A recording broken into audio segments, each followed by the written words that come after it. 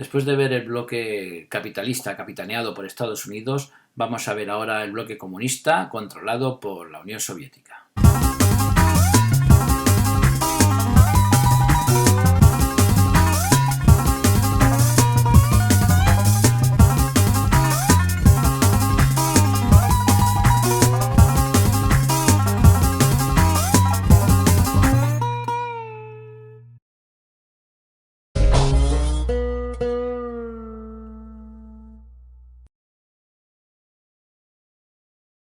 Va a ser la Unión de Repúblicas Socialistas Soviéticas, la URSS, la que va a controlar el bloque comunista.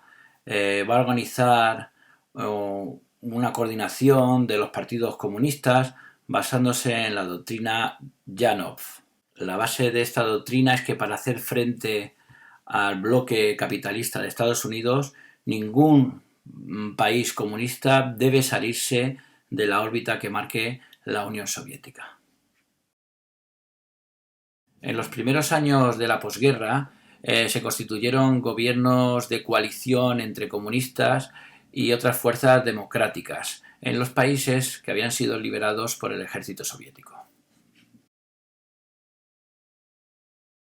Sin embargo, al iniciarse la Guerra Fría, la URSS reforzó el control sobre sus áreas de influencia y propició que en estos países los partidos comunistas instauraran un sistema inspirado en el modelo soviético y se alinearan con la Unión Soviética en política exterior. Es lo que se conoce como democracias populares, que son estados satélites de la Unión Soviética. Van a estar sometidos política, económica y militarmente a esta. De esta forma van a formar un cordón de seguridad frente a las potencias capitalistas occidentales. Algunos países van a optar por llevar otro modelo socialista independiente de las directrices de Moscú. Este es el caso de Yugoslavia, bajo el mandato del general Tito. El temor de Stalin a que otros países de la órbita comunista siguieran los pasos de Yugoslavia va a hacer que se depuren estas democracias populares para que fueran fieles al régimen de la Unión Soviética. La creación de la OTAN y la puesta en marcha del Plan Marshall en la Europa Occidental por parte de Estados Unidos va a encontrar su réplica en el este con la formación del Pacto de Varsovia en el año 1955 y la creación del Comecon en el año 1949, con el objetivo de coordinar militar y económicamente a los países en la Europa Oriental.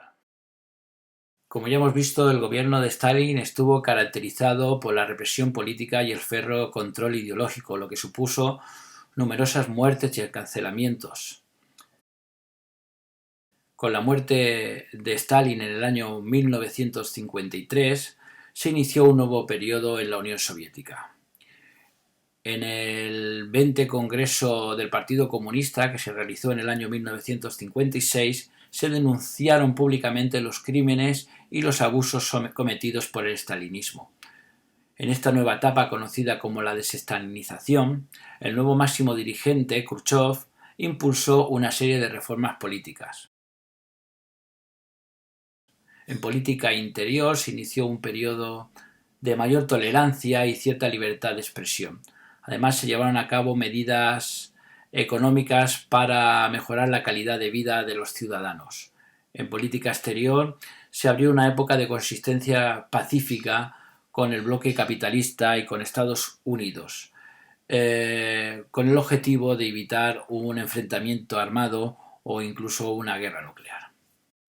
Con la muerte de Stalin y la desestalinización se van a producir los primeros intentos de oposición al régimen soviético. Algunas democracias populares van a expresar su voluntad de iniciar una vía propia al socialismo. Vamos a encontrar oposiciones al régimen soviético al poco de morir Stalin, en Checoslovaquia y en Berlín del Este en el año 1953, y en Polonia en el año 1956 va a haber graves conflictos obreros que van a ser reprimidos duramente por el ejército soviético. En Hungría, en el año 1956, el gobierno encabezado por el comunista Nagy, que contaba con el apoyo de sindicatos y de grupos estudiantiles, va a dictar varias reformas que la alejaban claramente de la órbita soviética. La Unión Soviética, con la ayuda de otros países de la Europa del Este, del Pacto de Varsovia, va a enviar al ejército soviético que puso fin a este intento reformista húngaro. Al contrario que en otras democracias populares de la órbita soviética, Albania no va a ver con buenos ojos estas medidas de apertura del régimen soviético dirigido por Khrushchev y va a decidir romper lazos con la Unión Soviética y abrir unas relaciones políticas y económicas con China. En el año 1968, en Checoslovaquia, el gobierno comunista dirigido por Dubček va a iniciar un proceso de reforma y democratización del régimen, abriéndose económicamente incluso a otras potencias occidentales, pero sin romper con Moscú. Esto no va a gustar nada a la Unión Soviética y la intervención del Pacto de Varsovia va a acabar con el conflicto checoslovaco, en lo que se conoce como la Primavera de Praga. Rumanía va a ser el único país del Pacto de Varsovia que se va a negar a participar en la represión en Checoslovaquia. A partir de entonces va a adoptar una política exterior propia alejada de la Unión Soviética. Bueno, vamos a hablar ahora de Cuba y de China, dos países comunistas que van a tener cierta importancia en el desarrollo de la Guerra Fría. Desde 1952 Cuba está bajo la dictadura del general Batista, con el apoyo de Estados Unidos, principalmente por los intereses económicos y estratégicos que este país tiene en la isla. En el año 1956 Fidel Castro y Ernesto Che Guevara inician la revolución en la isla que acaban con la dictadura del general Batista. La aproximación de Fidel Castro a la órbita soviética va a hacer que Cuba se convierta en uno de los escenarios de la Guerra Fría. La Revolución cubana va a inspirar a numerosos movimientos revolucionarios que surgieron desde entonces en América Latina. En 1949, después de una guerra civil, los comunistas encabezados por Mao Zedong conquistaron el poder y proclamaron la República Popular China.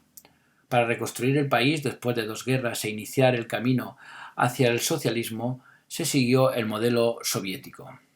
La falta de resultados propició la ruptura con la Unión Soviética en la década de los años 50 y la creación de un modelo propio de desarrollo del socialismo conocido como el Gran Salto Adelante. Entre 1966 y 1976 Mao promovió la Revolución Cultural, una renovación del impulso revolucionario que significó una mayor represión ideológica.